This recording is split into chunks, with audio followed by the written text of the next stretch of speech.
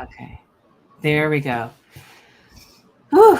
Happy Friday, Kayla. How are you I'm today? great. I'm doing great, Lucy. Thanks. Great. Thanks everyone for joining us a little bit early today. We normally have actionable innovations conversations on Fridays at 1 p.m. Central, which is now.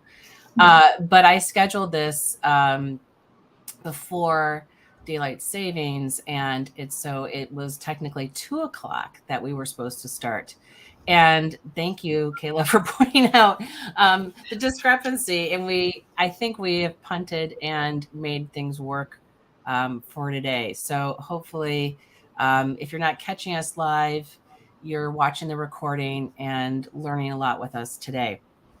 My name is Lucy Gray, and I am the co-founder of Actionable Innovations Global. We are a professional learning community for education leaders, and we host conversations and connect people. Actionable Innovations Conversations is really meant to be kind of a networking event, so you can learn about the work of interesting educators around the globe and add to your professional learning network. We also write about global educational innovations on a Medium blog, and we advise, we advocate, and we consult in general. You may have known us as the Global Education Conference community.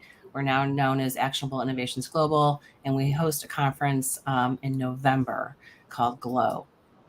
You can follow us on social media. The easiest way to find us is going to Linktree/ActionableNO, and you can find our Medium blog and all sorts of goodies under that link. So that's where you'll find us. One of the things that we've been collaborating with the NEA Foundation on is a global education ed camp. And this is not a new concept. There are other people who've done ed camps that are around globally connected teaching and learning. But this one is going to involve the alumni from the NEA Foundation's Global Learning Fellowship. That fellowship has an application for NEA teachers that's due tomorrow. If anybody wants to apply for that fellowship, which involves a year-long study of global competence and then a trip. I believe next year's cohort is going to Costa Rica. So this community, the NEA Foundation's Global Learning Fellows, are going to be part of this ed camp in April. The alumni from this program and the current set of fellows. And so the public is invited to join us for this virtual ed camp, and you can sign up at hopin.com/events/NEA ed camp or use the QR code that is on the screen right now. We'd love to have you come and participate, and there's no cost to attend. If you're also from an organization that has global resources for teachers, you're also welcome to participate and share your whatever you have that teachers might want to take part of. So please join us on April 29th for this event. We're really excited about it. Today, if you happen to be here and you came at the wrong time like I did, you can introduce yourself in the chat, share your Twitter handle or your LinkedIn profile, anything like that, and you can tweet out any insights that you have using the hashtag GlobalEd23. Our guest today is Dr. Kaylah Holland. She is from BreakFree Education, and I met her recently because she's involved with the ISTE Global Playground that's happening at ISTE Live 23. And her work sounds fascinating, and I'm really excited to learn more about her work and also about what she's up to with ISTE as well. So if you'd like to follow Kaylah at BreakFree .org. I'll put up the link for you. You can see it right now, but I'll also put it up as we get talking. You can follow Kaylah at Holland Kaylah. I looked for you the other way around, and there were a lot of other Kaylah Hollands, surprisingly. And you can also find Kaylah on LinkedIn if you'd like to connect with her professionally. Welcome, Kaylah. We're so excited to have you here today. Yeah, thanks, Lucy. I'm happy to be here. So let's tell us a little bit about your background. Where are you? Where have you come from? And a little bit about BreakFree Education. And then, I'm going to ask you a few other questions, and then I'll let you share with us, a little bit more in depth about your work. Yeah, absolutely. So I'm based in Charlotte, North Carolina, but through BreakFree, I do quite a bit of traveling. So I move around a bit. Um, but my background is in instructional design and technology. I have a master's and doctorate in that same field, so instructional design and tech. And honestly, I love championing active learning experiences in the classroom. I've done that for many years in various environments, and I'm very passionate about helping teachers create those active learning experiences in the classroom so that students are fully engaged with relevant and meaningful content. That's kind of my wheelhouse, so to speak. I love to just help teachers really become super passionate about their classrooms and just superstars in their classes and for their students. And I think that's why I was drawn to ed tech too, is that I felt it provided another channel for kids to show how they, and teachers to show how they learn and what they know.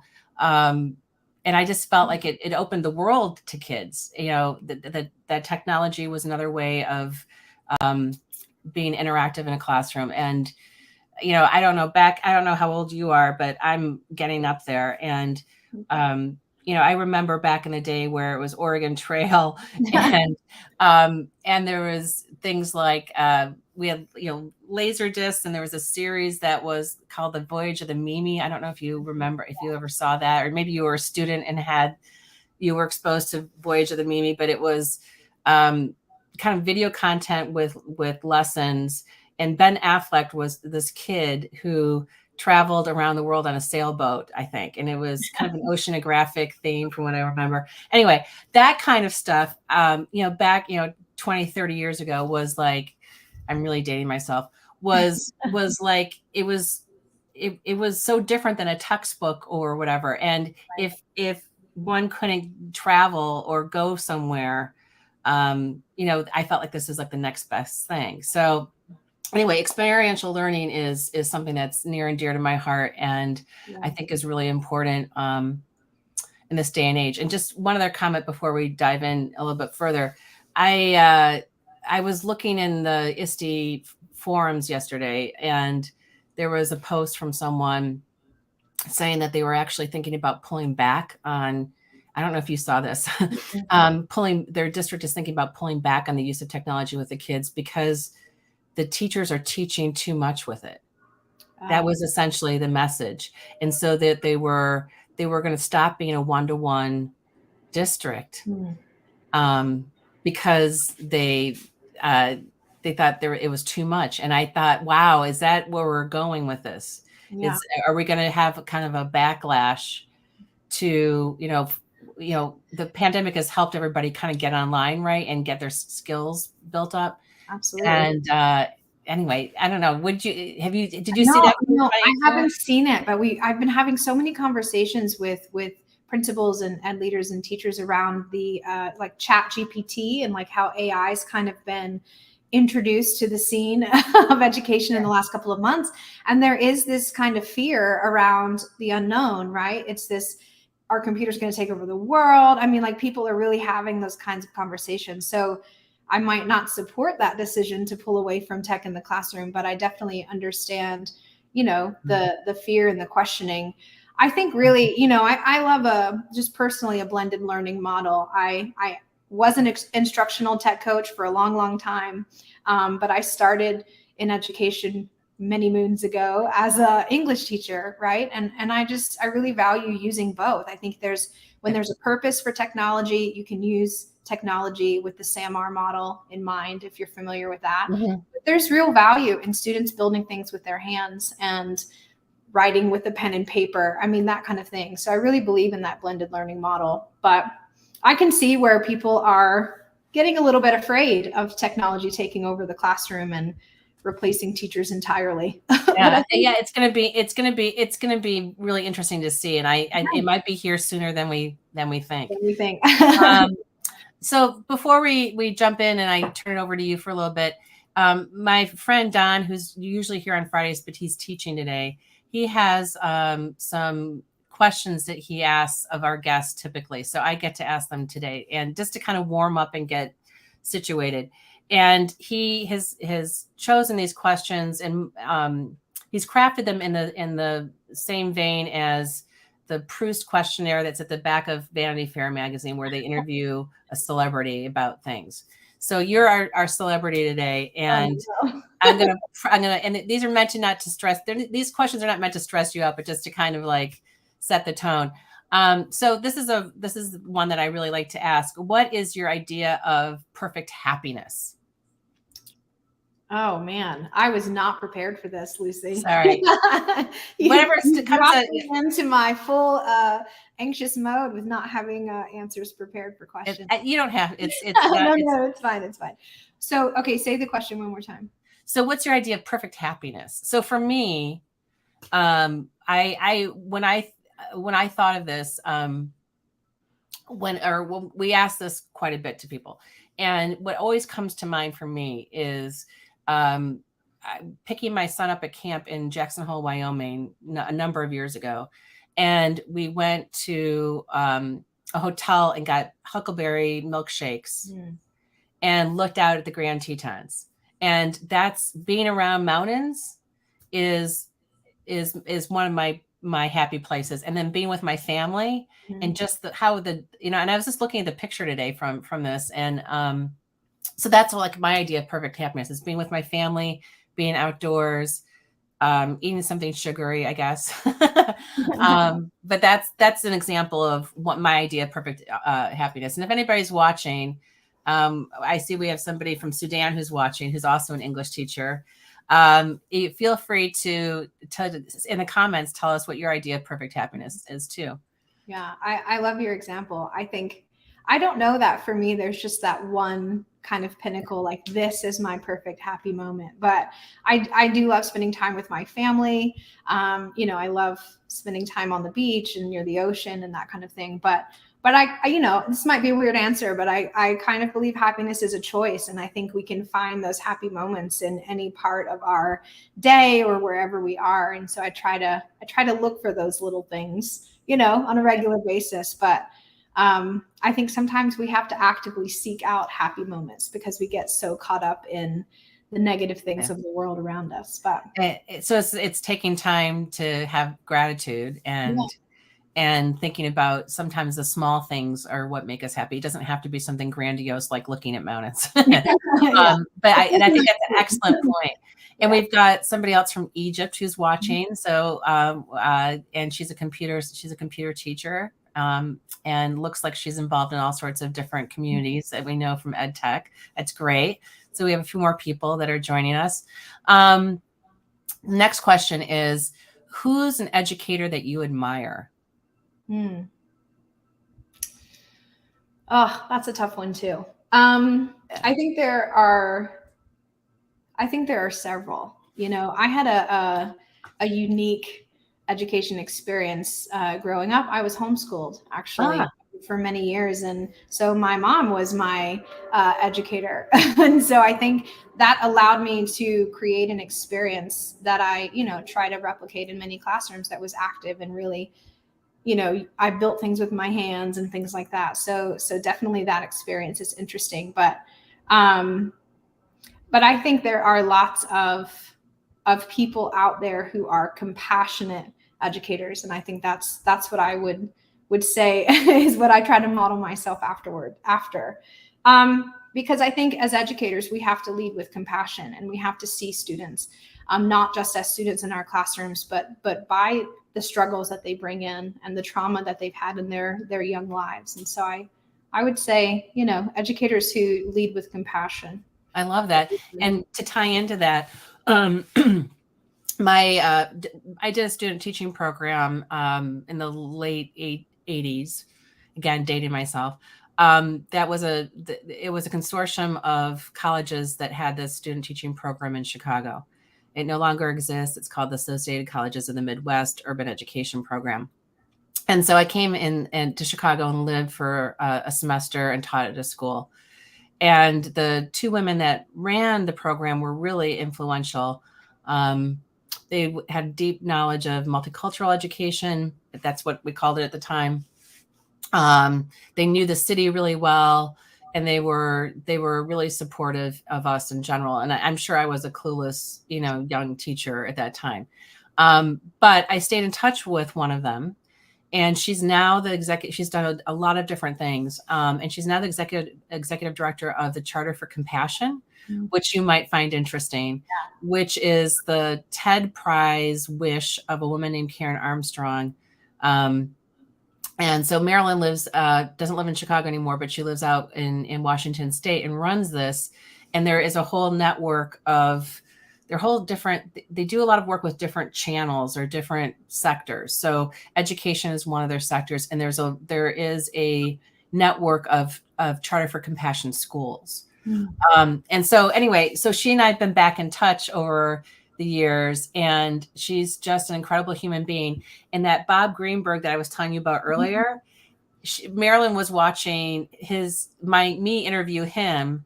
And I said, you need to interview Marilyn. And so Bob interviewed Marilyn last week, and I haven't watched the recording yet. But she's an extraordinary human being. So there are educators that I've met along the way in my career that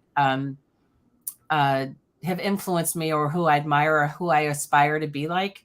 And I think Marilyn is one of those people. So along with that compassionate theme. And then the last question is, let's see what I'm going to do. I'm looking at this. What talent would you most like to have? Oh, okay. This is an easy one. Okay, good. Yeah. You gave me the hard ones first, Lisa. Yeah. I wish with all my heart I could have been a ballerina in my real life. I wanted to do that as a kid. I love to dance and just try that, but I'm terrible at it. And I have zero coordination and am not great at balance. And so that would definitely be a talent that I'd love to have. It would be nice. Yeah. I would love to be able to sing, yeah. And I can't sing. But I guess the whole point is with the arts is that you enjoy them regardless of how good you're at it. And, maybe we've been too indoctrinated into thinking we have to be like super great at something to do it. Yeah. But anyway, yeah. So singing would be mine. Or somebody brought up one time speaking more languages. And yes, definitely. And that's something I and maybe one day in my copious spare time I'll pick that up again. Okay, so I'm going to drop off for a minute, and Kaylah is going to tell us a little bit about her workplace, which is BreakFree Education. And I'm thrilled to have her here and to learn more about her work. And then we'll do a little Q&A at the end and talk about what she's shared with us. So thanks for being here, Kaylah, and I'm going to turn it over to you. Okay, great. Thanks so much. So hi, everyone, and welcome again. My name is Kaylah Holland, as you know. Let me get my slides up here. I'm the Director of Instructional Technology and Blended Learning for BreakFree Education. And I'm just really grateful to spend some time with you today to talk about how does education take place inside of juvenile justice facilities across the US. That's kind of our goal. So BreakFree itself is a nonprofit whose mission is to radically improve education in the juvenile and criminal justice system by investing in the potential and dignity of all of its students.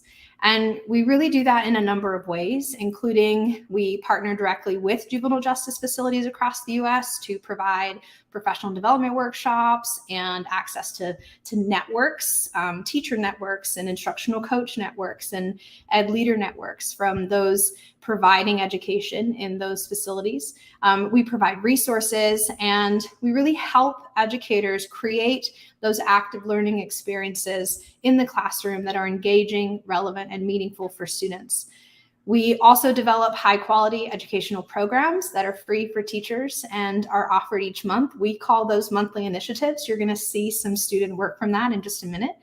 And then finally, we work with policymakers to help shape the world that we want to see for these students who are in the juvenile justice system and are located in these facilities. So just to start off for a bit, the schools that are located in juvenile justice facilities are often, and this is mainly in the US, are called secure schools. And basically a secure school is an educational program located in a juvenile justice facility in the United States There are two primary systems at play. There's a pre-adjudicated system, which detains students while they're waiting to go to trial. This could be for 24 hours or up to 2 years if they're awaiting adult charges. And then there's a pre-adjudicated space, which houses about 700,000 children in that specific pre-adjudicated space each year. In the post-adjudicated system is where students go after they've been charged and sentenced, and it has an average length of stay from 3 to 6 months, but some students are there for years until they age out. And at any given time, there are about 43,000 students in that post-adjudicated kind of pathway. These statistics are from the Children's Defense Fund, and the average student in a juvenile justice facility in the US is a 15-year-old male, but education services can support students ranging in ages from 10 to 24, depending on which state they're located in.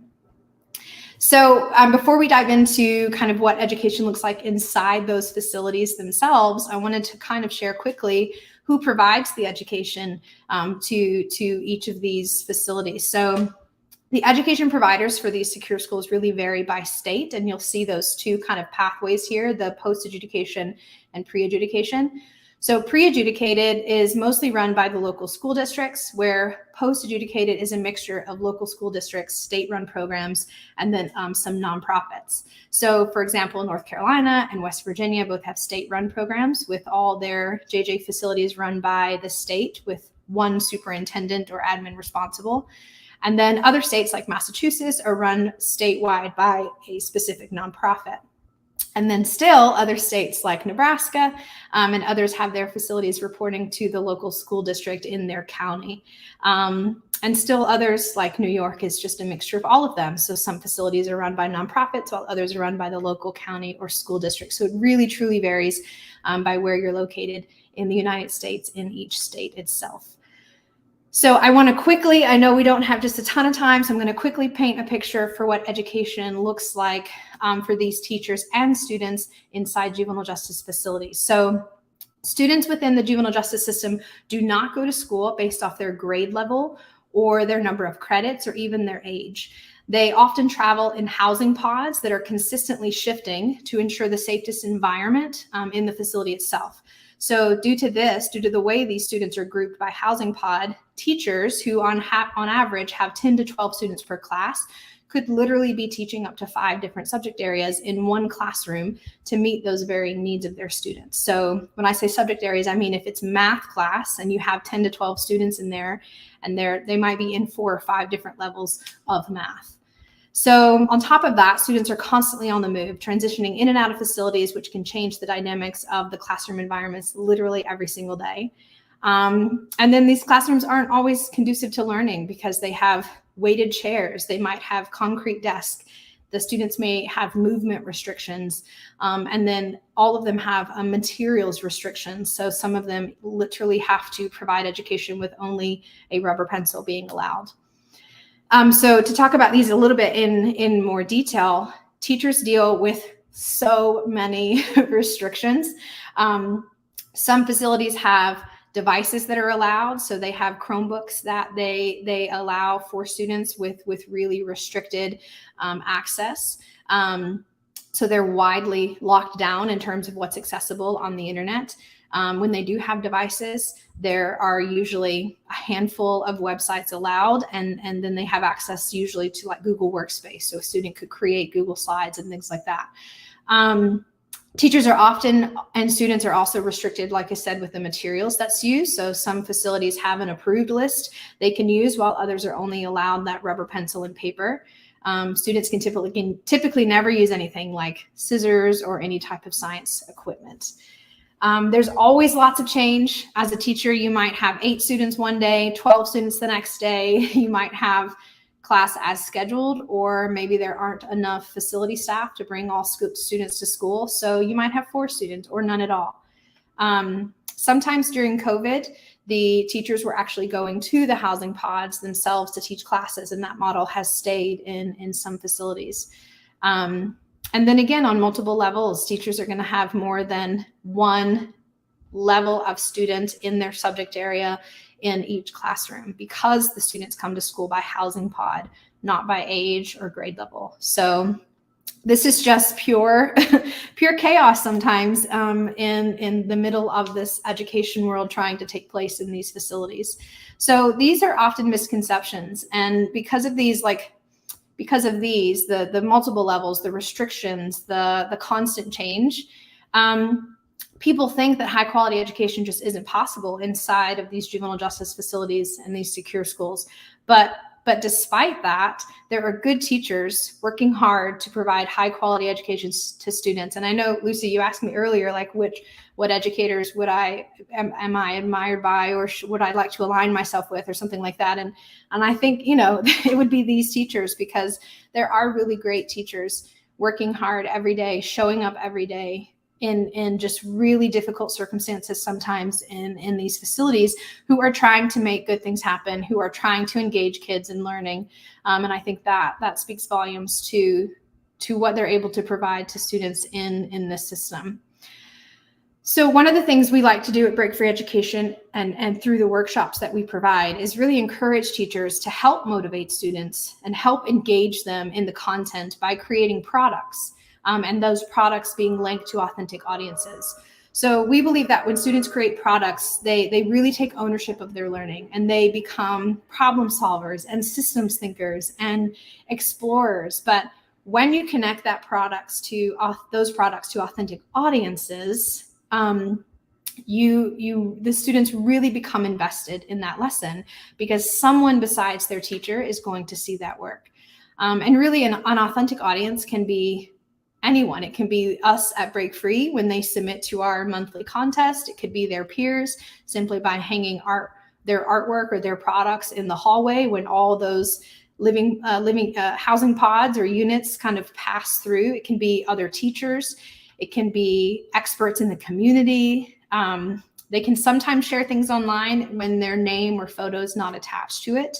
And then sometimes teachers are really creative. There's a facility in New York whose student artwork, the students are in a secure school, and their artwork is on display in a local airport on this huge wall as travelers every day pass by it. So it's really truly interesting to see how creative teachers can be with that authentic audience piece. So one of my favorite things to do when talking about students and advocating for them is to highlight the work that they've done while in a secure school. So the next couple of slides I have for you, and I'll try to go through them really quickly, is just that. It's student work that's been created inside of secure schools, just to highlight those great products created by those students.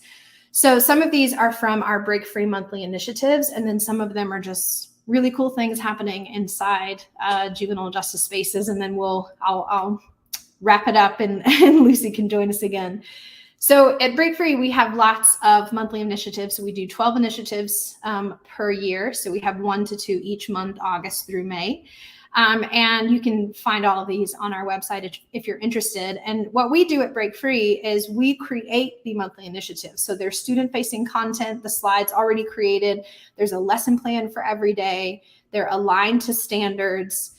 They have objectives, they have activities, all the handouts are done. So we've really tried to make it extremely easy for a teacher to pull all of this content for free down off the website and implement it easily into their class in order to really help students engage in this content. So this is our example of Unheard. So this is in September. We host this in the month of September. And you'll notice that a lot of these start with UN and in English. UN is a prefix that changes the word it's connected to. And so we use that UN because we believe that change is possible in students and, all that. So there's a purpose to it, but you'll see UN a lot in the next couple of slides. I'm not going to play any of these, but if you get access to this slide deck, if you click on the icon here for our sound, our volume, you'll be able to hear the student's voice actually reading this speech. So Unheard is our speech competition. You can see our winner was from West Virginia. And this is just a snapshot of the speech. If you'd like to see the whole thing, you can go to our website at breakfree-ed.org/unheard. And I will do a small trigger warning here. You know, a lot of their stories are so powerful, but there's a lot in them. So you're gonna see them talk about sexual assault. You're gonna see them talk about gun violence, and you're gonna see them really share about traumas that have been in their past. So I definitely wanna share that before you go and look at them. But I really urge you to do that. So this is our winner from West Virginia in our Unheard contest. And then Unsung is in October. And again, you know, if we had more time, I could play these for you, but definitely go and listen to them yourselves. This is Unsung is our music contest. We partner with Soundtrap. And every October, our students who sign up for our contest will get access to Soundtrap. So remember, a lot of our facilities do have access to Chromebooks or things like that. And they will write their own rap song.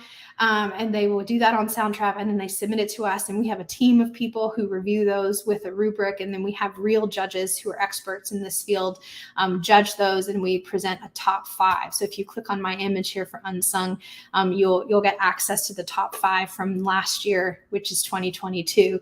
And last year we connected it to the United Nations Sustainable Development Goals. So they wrote rap songs specifically on some of those SDGs, like no poverty, reduced inequalities, quality education, things like that. And our winner was from Butler Center in Massachusetts. And then this is one of my favorite ones to show. And again, remember, you know, I painted this picture for you of what education looks like in a secure school.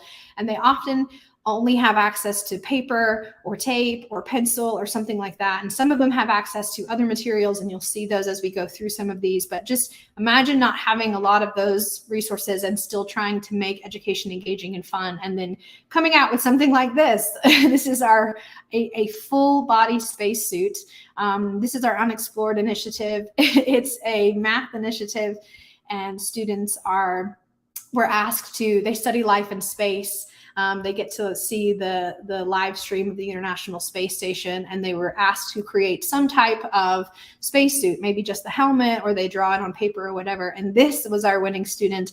It's literally tape and paper, but they did such a great job of putting all of these badges and everything. It's literally a full body spacesuit. Unconstruct is one of my favorite initiatives. It's a design thinking initiative. So students actually get a problem. So this last year, our problem was pedestrian safety. So they have a problem, and then they walk through the design thinking process through a program called Innovator's Compass, and that's with Ella Binner. And it's amazing if you haven't heard of that. It is, they get their problem of, like I said, this year was pedestrian safety. They walk through that design thinking process, and they build a prototype of their solution.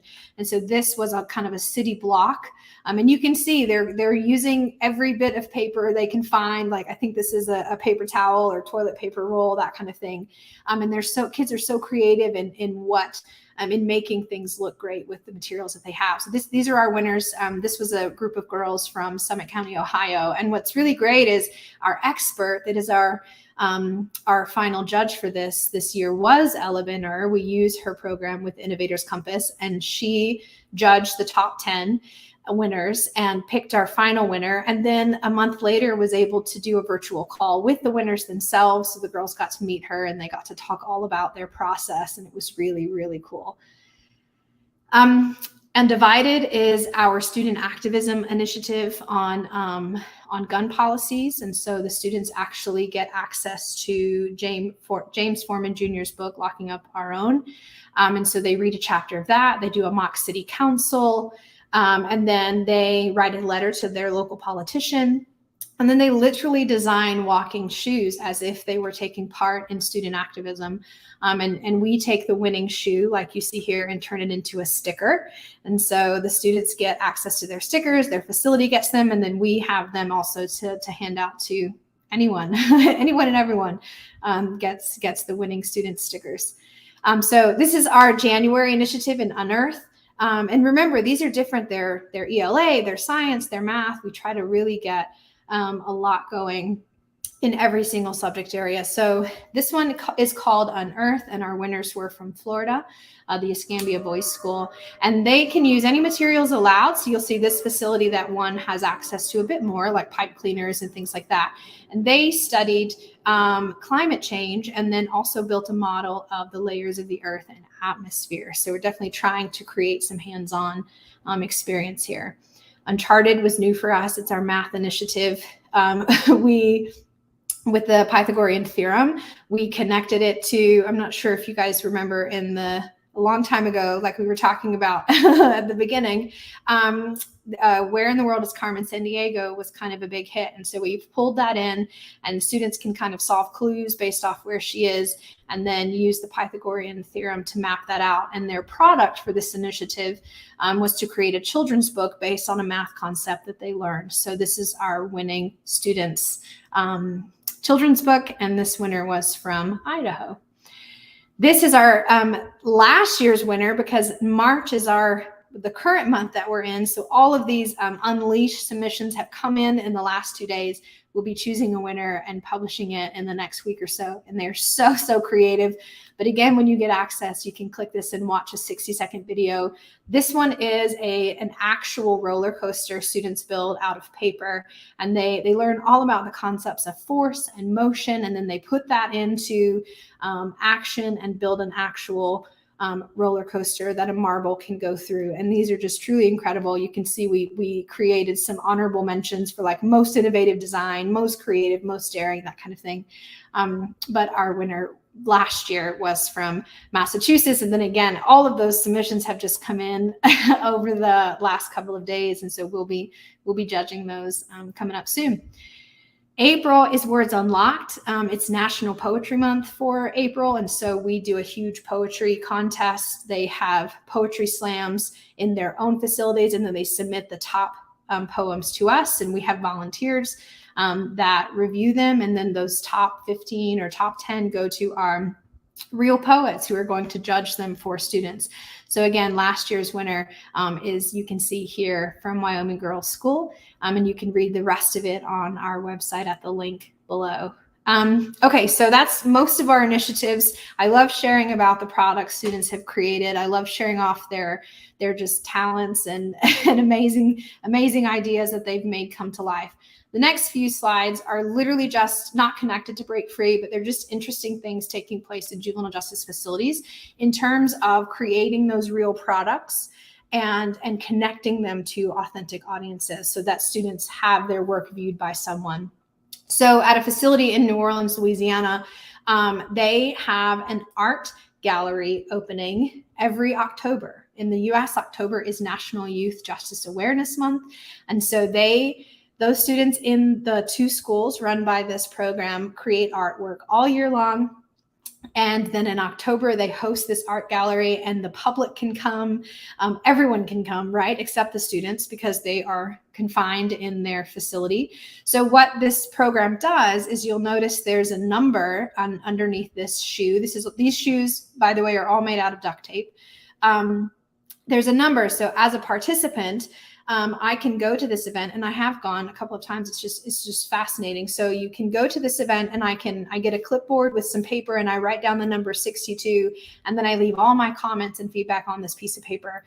And then the next day, students get access to all of the comments and feedback that have been left for them by members of the public and their families and anyone who's gone to this art gallery. So I just always love this, because it's super it's an interesting and super creative way to include authentic audiences in student work. This is an example of connecting our students who are locked in facilities to members of the community, to experts in their community. This is from JDC Montgomery in Kings County, California.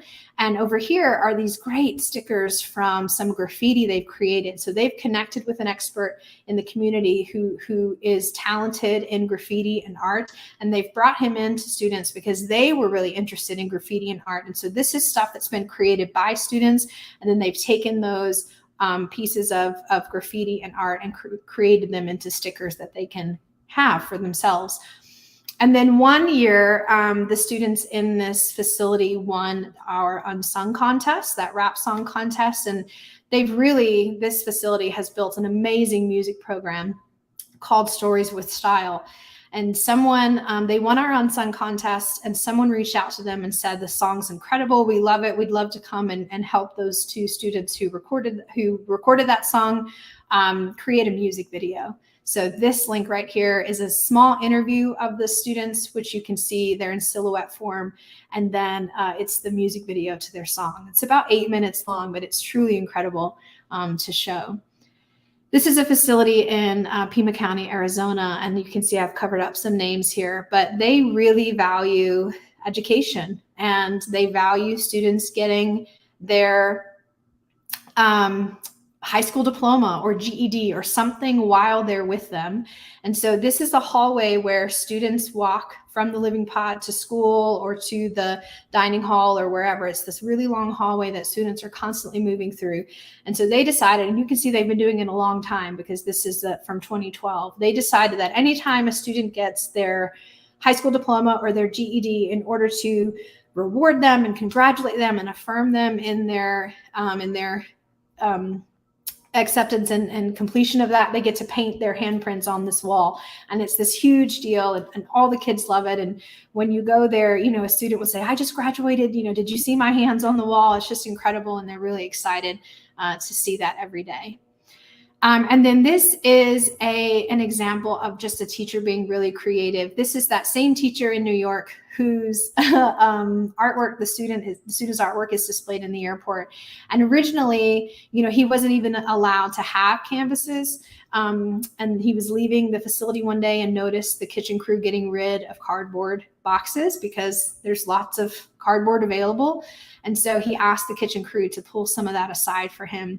And they started painting on cardboard as their canvas. And then obviously now they have access to canvases because those canvases are displayed in the airport. But it began with him saying, we don't have access to canvases, so I have to be really creative on, what's taking place and like what I have access to. So kids can really, dive into his subject. And this is what he did. So it's truly incredible there. And then finally, a big project that we've been working on lately in Nebraska is the one starting point, but in a couple of facilities is virtual reality. Somebody said, if we can have virtual reality in juvenile justice facilities, then it's our moral duty to do so. So we've really been trying to work through how do we have virtual reality available in juvenile justice facilities and, have that academically rigorous, but also how can we include mindfulness in there, and how can we have students, getting outside of the four walls they're confined within, but in a virtual sense. So there's a big project happening there. All right, so that's kind of my last slide. So Lucy, if you want to jump back on, we can talk through any questions that's come in. Yeah, well, I think we're an audience of like 2 right now. So okay. I'll figure out some questions here. I love this. This is amazing work, Kaylah. Kudos to you and your organization for being so incredibly creative and thoughtful in the design of learning experiences that has some constraints. Yeah. And my question for you is, how did this organization start? A bunch of questions. How did this organization start? How did you find out about it? Yeah. And how do the schools, the secure schooals, get connected with you? How does that all work? And how many schools do you have in your network, out of curiosity? Those are great questions. So BreakFree Education was founded by David Domenici. And I'm pretty sure his background is as a lawyer and went to law school and things like that. And then he realized some of the injustices happening. He's based in DC. So he opened Maya Angelou Academy, or started Maya Angelou Academy, which is basically one of the schools inside of a DC-based juvenile detention center. Okay. He was the principal there for, I think, 15 years, something like that. Yeah. And just started BreakFree Education from what he kind of learned and did at my Angelo Academy. So BreakFree's been around for I think about 12, 13 years now. We rebranded a little bit a couple of years ago. So we were the Center for Educational Excellence in Alternative Settings, which was a really long name. Yeah. So we've been BreakFree Education now since 2020, but same people, same mission, just, different name. I got connected, my friend and now colleague, Kat Crawford. I'm not sure if you know her. She and I met through the Google Innovators program in, 2017. So I was doing the Innovator program really helped me with my Haiti project, which I know we've talked about a lot. She and I met through the Innovators program, and I was in Haiti when the pandemic started. And so it was kind of that, I was brought back to the States because we weren't sure how long, what was going to happen with the pandemic. And I was told, if you don't leave now, we don't know when you'll be able to leave, that kind of stuff. So I found myself stateside and, in need of a full-time job, and reached out, and they had an opening. And it's been hit the ground running ever since. And I really, truly love this work. And we're a nonprofit. There's only 6 of us, we're very small. In terms of how teachers get access to us, it's a little different. And we work with lots of states. I think, we've worked with 42 states over the course of 12 years or something, but our partnership with states really is different depending on where it is. So we have some states where teachers are accessing our monthly initiatives online and plugging those in, consistently. And we support those teachers, and we, reach out if they have any questions and things like that. And that's kind of our partnership with them. And in others, we have specific programs we're running in their facilities. So I might go and do professional development workshops once, or twice or 3 times during the year or something like that. So we're there in person doing PD. A lot of them, we have monthly calls, virtual calls, that we're connecting teachers, we're connecting instructional coaches, things like that. And then, others, we have specific, site specific things. So we'll come and do a site visit, and we'll give opinions and recommendations on ways they can improve. And then we'll come back with them, and we'll kind of do a multi-year plan. Here's how you go from where you are to where you want to be. And we'll work with them that way. So it really depends on, we work with a lot of states. Right now, I'd say, upwards of 20, 25, something like that. But the states depend on what kind of our work in them is different, if that makes sense. It's brilliant. Because I think when people think of incarcerated people, that it's punishment and dour and sterile, I guess. And so this is what strikes me about this is how this taps into the humanity of your students, and how it's, because I really believe that, I know nothing about the juvenile justice system or adult justice system in general, but it seems to me that part of the point of this is rehabilitation, and having hope in humanity and hope in the potential of people, and particularly young people. Right. So I just love this idea of create really creative opportunities for kids to focus on things. And I guess my question for you related to that is, what have you seen as a result of this programming in these facilities? How have the kids reacted? Has it been, I imagine that it's been really incredibly positive, but I would love to hear any stories you have along those lines. Yeah,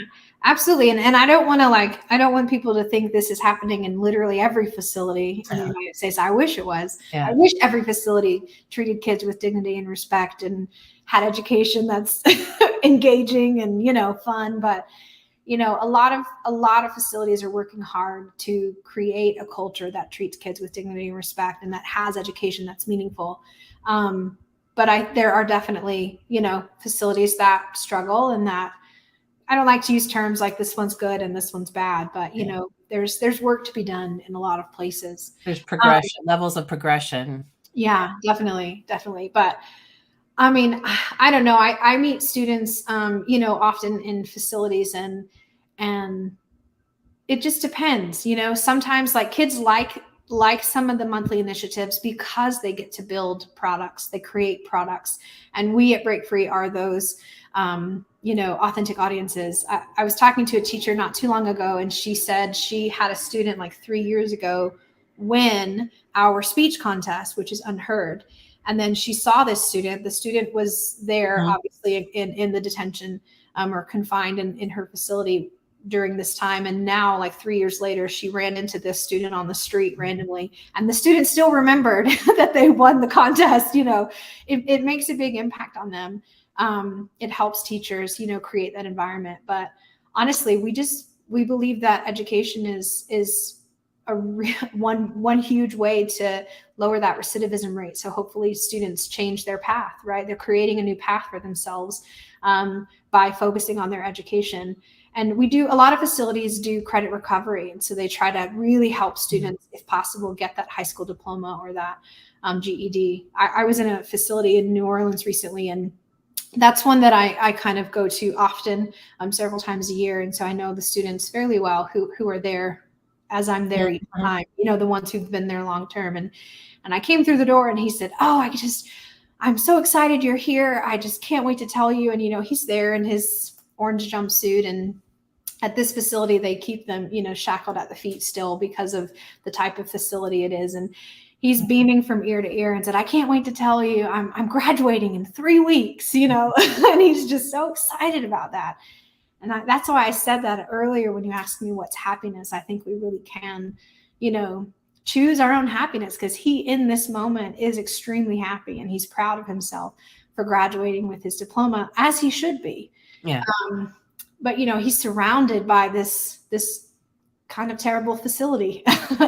And this is the bright spot in his day. So that was incredible. And then he had his graduation ceremony a couple of weeks ago, and I got to see a video of it and things like that. So that's really incredible. But I think students love this because it's engaging. It's something different. They're allowed to use a few materials. They're allowed to be creative, and they're allowed to build things that other people are going to see. And they feel that people, are involved. They feel that people want them to succeed. And so I think it's important. Do you guys do any kind of research on outcomes from the different programs that you offer, to kind of document the successes out of curiosity?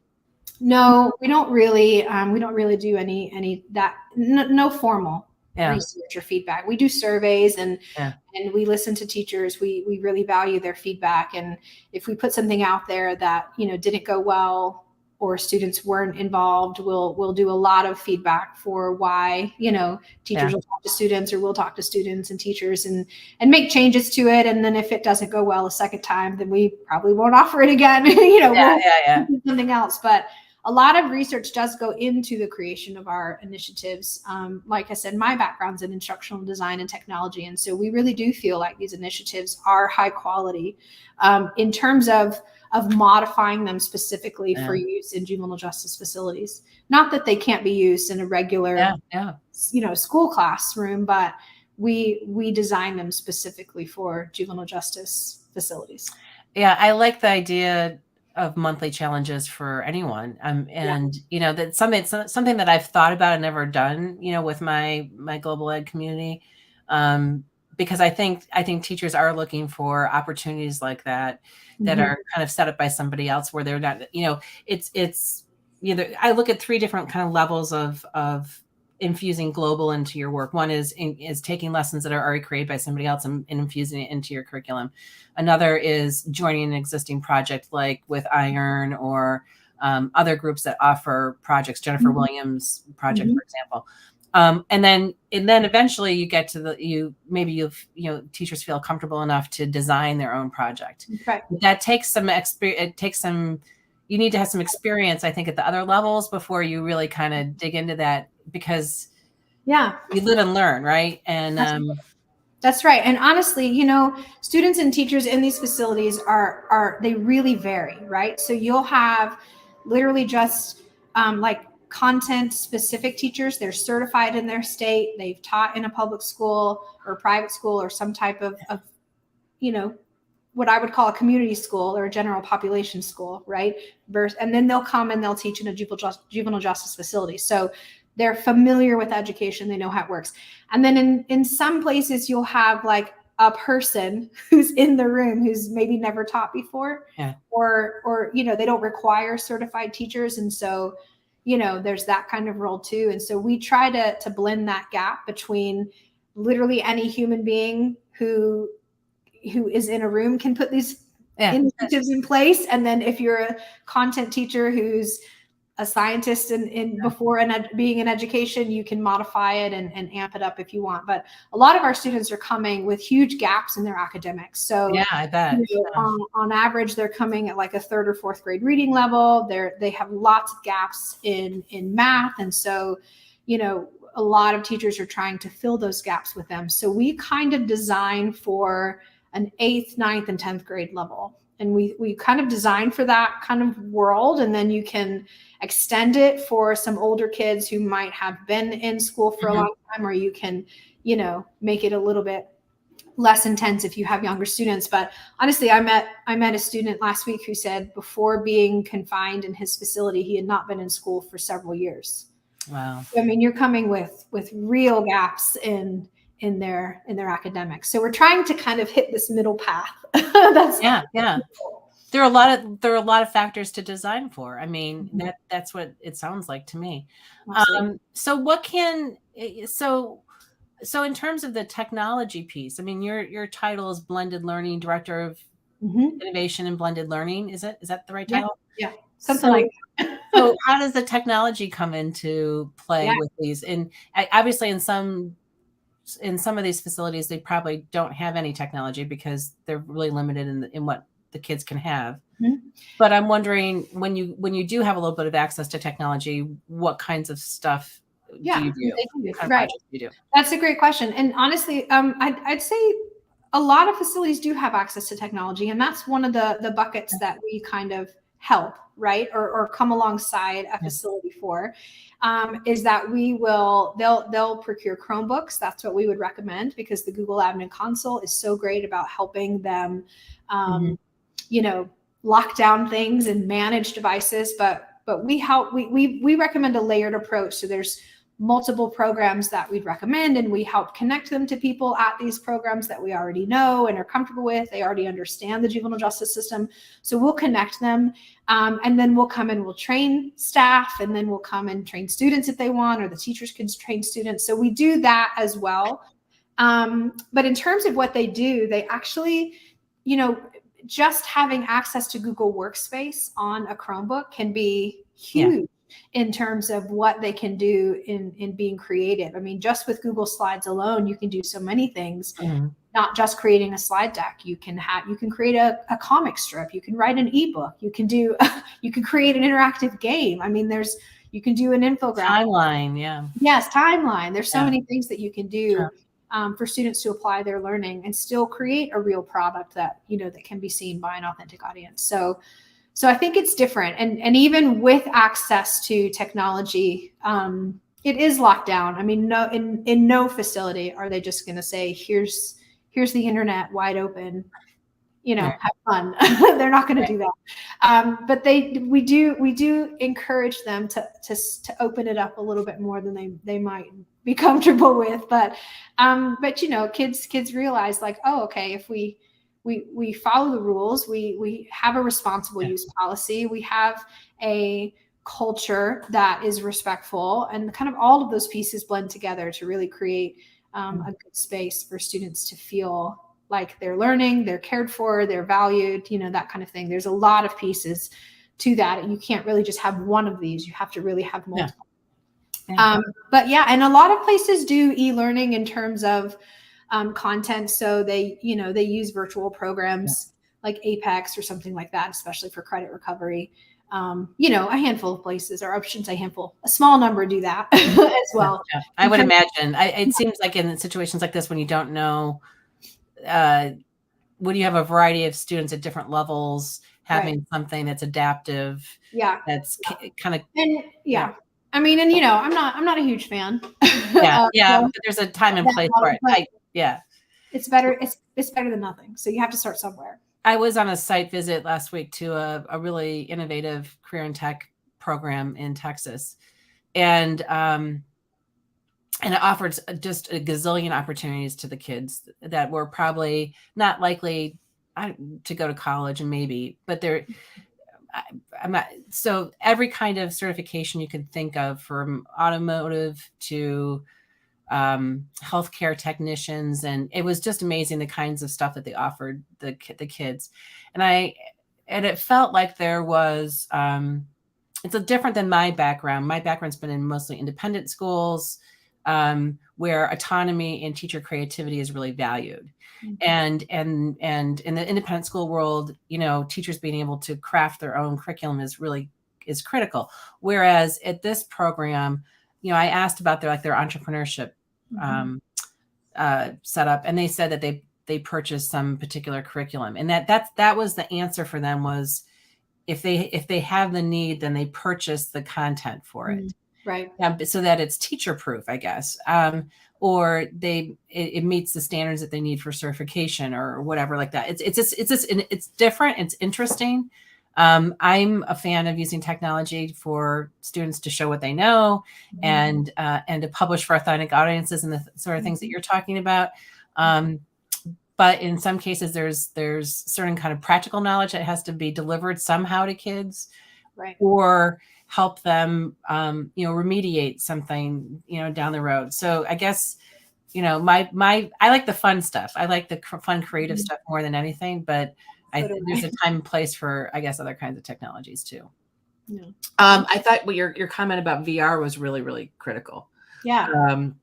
About the moral imperative for these students to be able to access VR. Is that something that's being more widely, are facilities interested in doing that? They're interested. Yeah. It's a big question mark right now.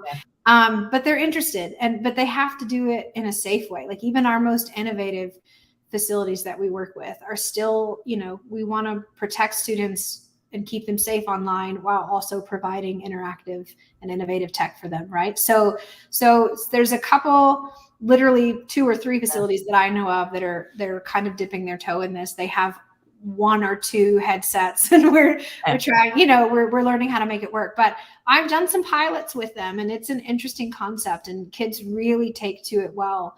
But finding good content that's academically rigorous, that's easy to access, that's been quite challenging. There is a great program called BreakFree XR that we really, really love, and so we're working kind of with them. But it's all about bandwidth access, honestly. So it's not the device itself, it's the content on the device. And so it's been really difficult because a lot of these facilities don't have access to a ton of bandwidth. And so BreakFree XR is amazing. It's wonderful, but it just takes a lot of bandwidth, and we can't get hotspots and stuff like that into facilities. So it's been an interesting project to research and see what's out there. There's a good program we've been looking into called Transfer VR. They're specifically for career pathways for students. And so that's really interesting. And then in Nebraska, they're looking specifically at using VR for counseling purposes and therapeutic purposes. So we really recommend like restorative practices in a lot of facilities. So when you have some restorative practices in place, how can VR come alongside that and literally help a student have a mindfulness break, and be on a beach somewhere virtually. I think that would be incredible. So just balancing all of that, but people are really, really interested in it. But I think it's very similar to when Chromebooks were kind of being discussed on, can we use Chromebooks in a facility and what does that look like and things like that. It's all the similar conversations. How do we lock it down? How do we keep kids safe? How do we charge them? How do we, that kind of stuff. So that is one good thing the pandemic did for facilities, is that it kind of pushed some facilities into getting access to Chromebooks so teachers could, teach virtually. And then now that they're kind of back in person, they have them. So let's use them, creatively. They're not backtracking like the school I told you about earlier. Yes, exactly. Are they, So I had a question and it just flitted out of my mind. The one resource that might be helpful, and I don't know if this is CILC, the Center for, they've been active at ISTE for a long time, Center for Interactive Learning and Collaboration. They have video conferencing kind of materials. Are schools interested in that sort of thing too? Can they, connect with, I mean, obviously they probably couldn't, if it was a live thing, obviously with like some sort of way to interact with other people, that probably would not be ideal. Right. But No, I'm wondering. Yeah. And honestly, there are lots of rules around like kids' names and faces being together and things like that. So I think when experts do come in virtually, they're using just Zoom and things like that, or Google Meets. Yeah. There's no like real platform, but they are coming in and the kids might have their cameras off, or, depending on the rules of the facility. Yeah. That's something that we don't think about in the regular teaching world so much. Or we do to a certain extent, but we're not totally, hamstrung by it. Yeah. The other one, I love virtual field trips and that sort of thing in general. I love explore.org, for example. I could watch their Fat Bear Week stuff, all July, or all summer. The other one that's kind of interesting is Exploring by the Seat of Our Pants, which is a National Geographic fellow who started that, and they do conversations with various experts and that sort of thing. And this summer they're doing like a trek across Canada. It's a Canadian group. Wow. That sounds really interesting. I love that kind of stuff because it brings the world to people who, may not be able to travel. And right, absolutely. Or things like, have you seen, it's not virtual reality, but one of my favorite things is Dollar Street. No, I don't know Dollar Street. I'll put it in the chat. It's really cool. I mean, a lot of people do like GeoGuessr where they're looking at places. I mean, I was in a facility just this week and they did that as a warm up, which is a great way to initiate a conversation and, things like that. But Dollar Street is really interesting. I put it in the chat. It's by a group called Gapminder. Yeah, I've seen Gapminder. Yeah. And so Dollar Street literally has all of these videos on almost every country, right? And you can look at it by income, or you can look at it like they have it literally categorized poorest to richest, which, is a whole other conversation. Yeah. But I think they're doing it intentionally. So for example, like you could click on Haiti and there's all kinds, every place has a video, like what does the bathroom look like? What do the streets look like? What does housing look like? How do they brush their teeth? What are their clothes? I mean, there's just so many things. So when you are, if nothing else is allowed, you can get this one website on their allowed list and at least see a little glimpse into what these other countries look like. And you can have lots of questions. And, these are teenagers, so they all want to know, what does the bathroom look like? And they all want to know, things like that. Isn't that interesting? Yeah. So a couple questions to wrap up here. One, this is fascinating, and in your organization's doing amazing work, and thank you so much for this. One of the hats I wear is that I'm the project director for COSINS, which is similar to is the IT director organization on digital equity. And is there a digital equity issue within facilities like this? In terms of, in your experience, I mean, or is it just a matter of will, or can these schools and facilities afford to buy technology? Do they have broadband or internet in general? Any thoughts on digital equity? I think that depends by state. Right. Okay. Some are really well funded with government funds, and I should say by state and who's the provider for that education, right? Like I mentioned earlier, some are state run, some are nonprofit run, some are linked to the county schools and that kind of thing. So I think there is a definite inequality based off it, right? So some are well funded, some have access to a lot of tech, a lot of professional development, a lot of resources, and others don't. Okay. So it's just like right within regular schools. We're all over the place. Exactly like regular public community schools. Yeah. Okay. And then tell us a little bit about your work in Haiti. And then I want to ask you a final question about leading into ISTE. Yeah. So actually, what I kind of lived and worked in Haiti off and on for about 5 years, and as my Google Innovator project. It started that way anyway, and it became a nonprofit by itself called Go Teach Be Love, and I still run it. But I don't know if you've kept up with Haiti recently. It's quite a dire situation there. There's no actual no president. Their president was assassinated. There's no functioning government of any kind, and so it's really been taken over by gangs, unfortunately.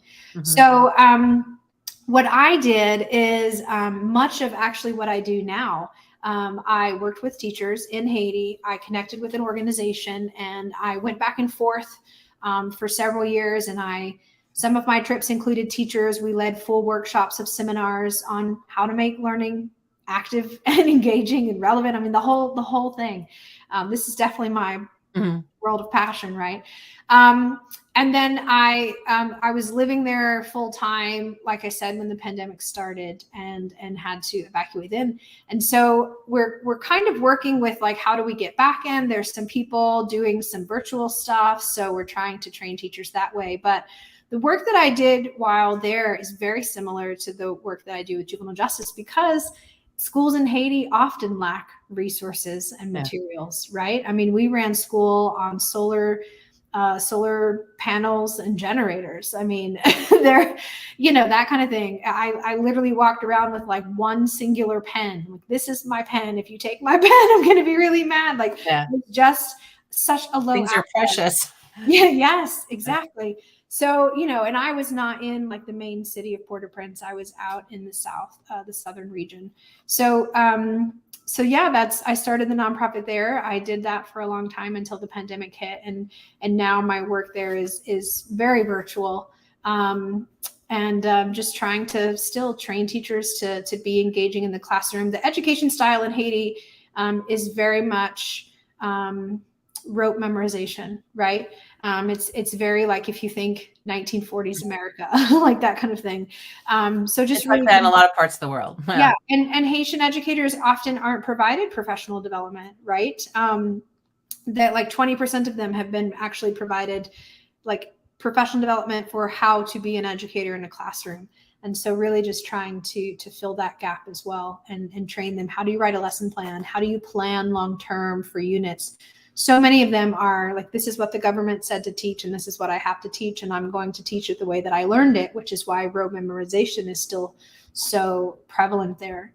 But yeah, so it's coming along. It's slow because I can't go in person. I'd love to go in person. I just don't feel like it's the right time. There's just a lot going on. I think we're coming out of the pandemic, but it's well, and they're pretty unstable, and you have to really, I'm big on asking the question, like, is what I would provide valuable in this moment? And while yes, education is valuable, but I think they're in greater need of food and basic necessities at this moment, that kind of thing. So can you put, if people want to connect with you around your nonprofit, can you throw the link in the chat? And I'm at Go Teach Be Love. I'll put that in there. It's goteachbelove.org. I'm at Go Teach Be Love on Instagram is the main one. Okay. So I'll throw that in the chat. Okay. Awesome. Yeah. And then we've been talking a lot about ISTE, and I hope you'll come back with Greta. Yeah. In, I don't know, May, I guess, maybe. Sure, yeah. Let's find a date in May. For you to talk about what's going on at the ISTE Global Playground.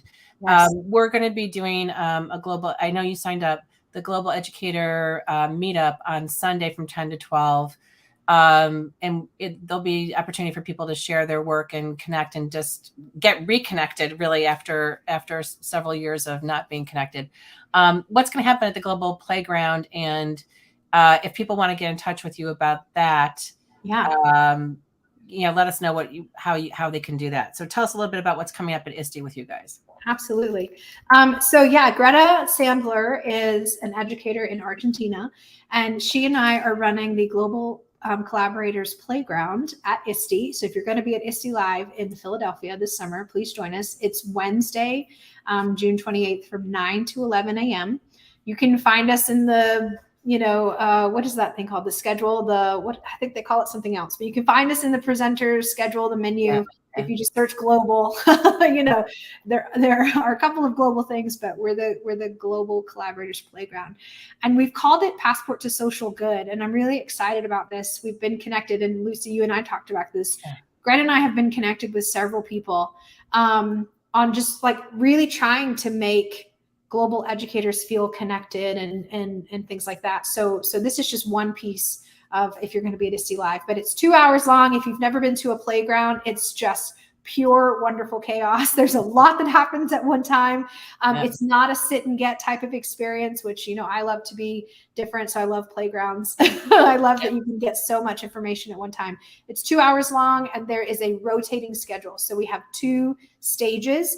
We'll have 3 presenters at each stage. Every 30, 45 minutes, somebody's going to change and into a different stage presenters. So you can attend there. Then there are also interactive tables. So those are going to have presenters, and those change at the hour.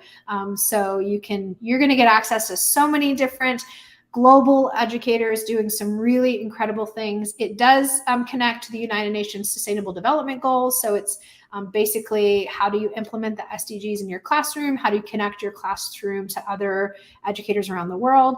And then, because we are the Global Collaborators Playground, and we want to include people literally from around the globe, we're going to have a kind of a virtual session as well, because a lot of people, especially those globally, not located, in the US or Canada or something that's near here, they'll attend ISTE virtually. And so we're going to have a virtual section to this as well, with QR codes and all of these things on these 4 posters that are available for each playground.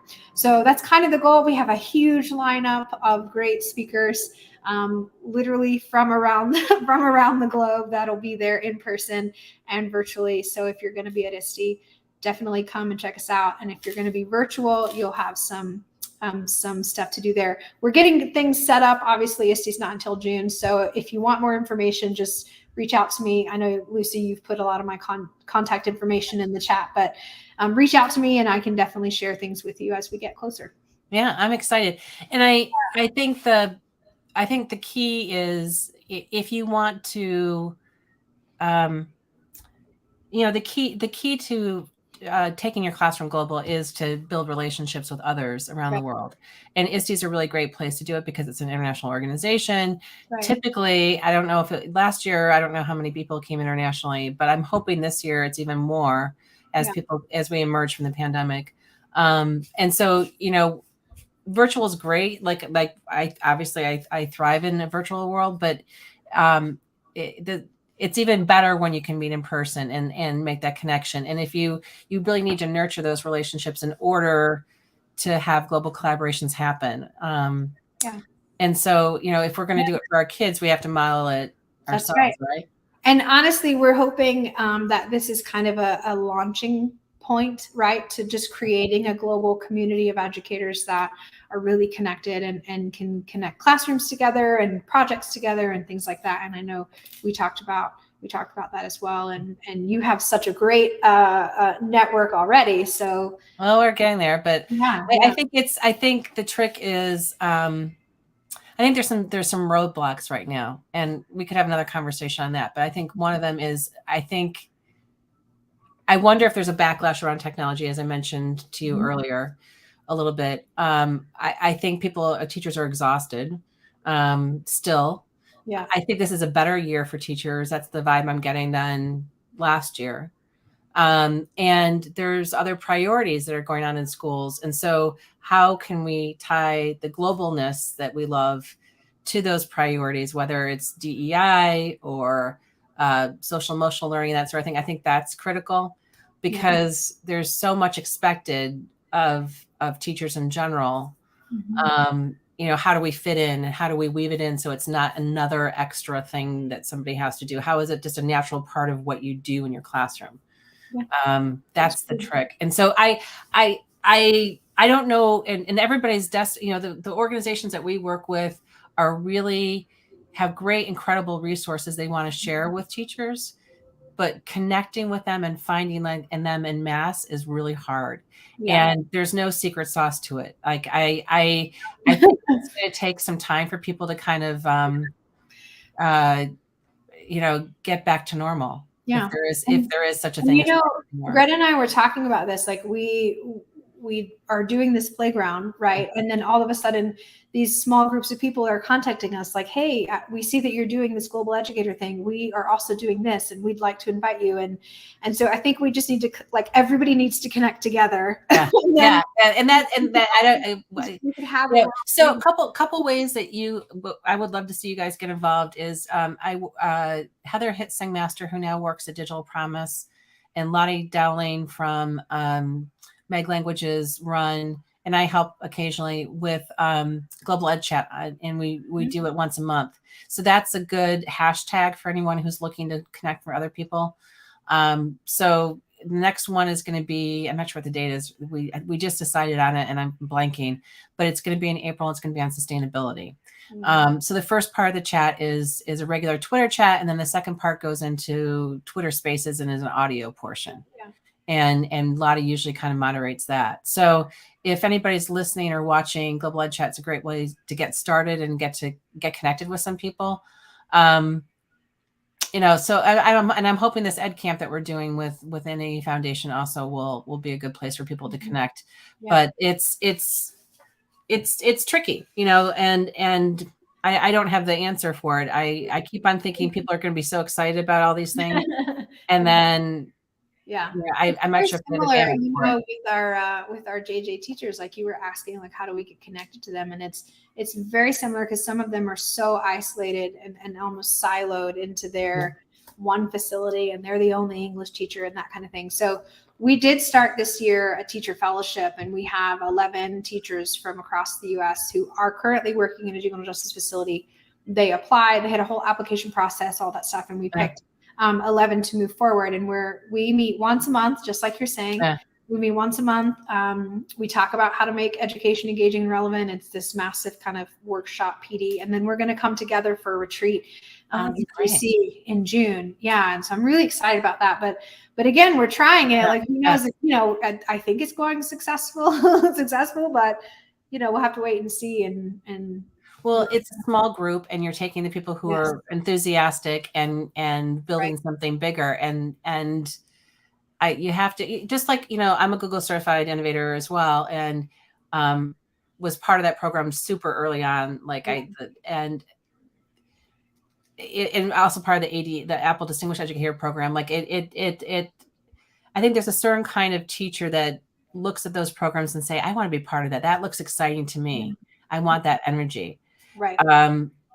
And so how do we make those kinds of programs? Another question I always have in my back of my mind is, how do we make those kinds of opportunities open to anyone who wants it? It doesn't necessarily have to be an elite thing, right? I don't know. There's a lot to, there's a lot to think about in terms of what motivates people and gets them excited. And I think you and I share this, and I'll wrap up with this last thought. I think we both share a common interest in getting students and teachers excited about learning. Yeah. And, if we figure out the solution to that, we can share it around the world. Right. Exactly. Anything else you want to share with us before we leave? Any other, I'll put up the link to BreakFree one more time. Please do.